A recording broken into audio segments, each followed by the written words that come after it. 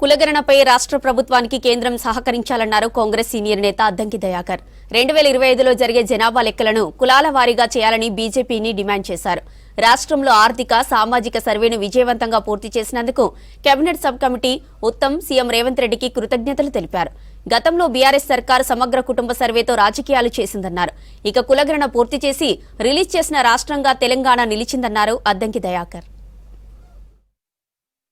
భారతదేశంలో ఇప్పటి వరకు ఏ రాష్ట్రం కూడా కులాల వారీగా జనగణన చేసిన చరిత్ర అయితే లేదు.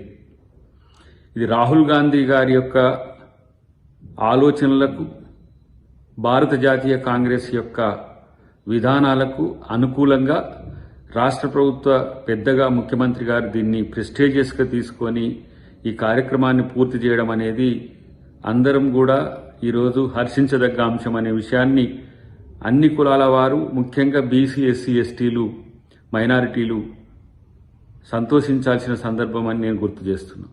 కులాల జనాభా వివరణను తెలుసుకొని సీక్రెట్గా దాన్ని దాచిపెట్టి ఆ కులాలకు ఏ విధంగా గొర్రెలు, బర్రెలు, లేకపోతే ఇతరత్ర చేపలు ఇట్లా అని చెప్పి ఆర్థిక తాయిలాలు ఇచ్చి ఈరోజు ఆ ఓట్లను వాడుకునే స్థితిలో గత ప్రభుత్వం ఆలోచించింది. అది కూడా సీక్రెట్ రిపోర్ట్ని అట్లనే ఉంచింది. కానీ ఈ ప్రభుత్వం షార్ట్ టర్మ్లో 2-3 నెలల లోపే ఒక కమిటీ వేయడం, ఆ కమిటీ రిపోర్ట్ ఇవ్వడం, దాన్ని డిస్క్లోజ్ కూడా చేసిన చరిత్ర ఇంతవరకైతే దేశంలో లేదు. దీన్ని కేవలం ఆర్థిక సామాజిక ప్రయోజనాలే కాదు, రాజకీయ ప్రయోజనాల వైపు కూడా దీన్ని తీసుకువెళ్లే ప్రయత్నం ఇప్పుడు ప్రభుత్వం చేస్తుంది. ఆ ప్రక్రియ రేపటెల్లుండి కూడా మొదలవుతున్న పరిస్థితుల్లో ప్రభుత్వానికి బడుగు వర్గాలన్నీ, బహుజన వర్గాలన్నీ కూడా మనం మద్దతు ఉండాల్సిన అవసరం ఉంది. భవిష్యత్తులో ఈ వర్గాల యొక్క అన్ని రకాల ప్రయోజనాలను చేకూర్చే విధంగా ప్రభుత్వం నిర్ణయాలు తీసుకోబోతుందనే అంశం మనం అందరం కూడా గుర్తుపెట్టుకోవాల్సిన అవసరం ఉంది.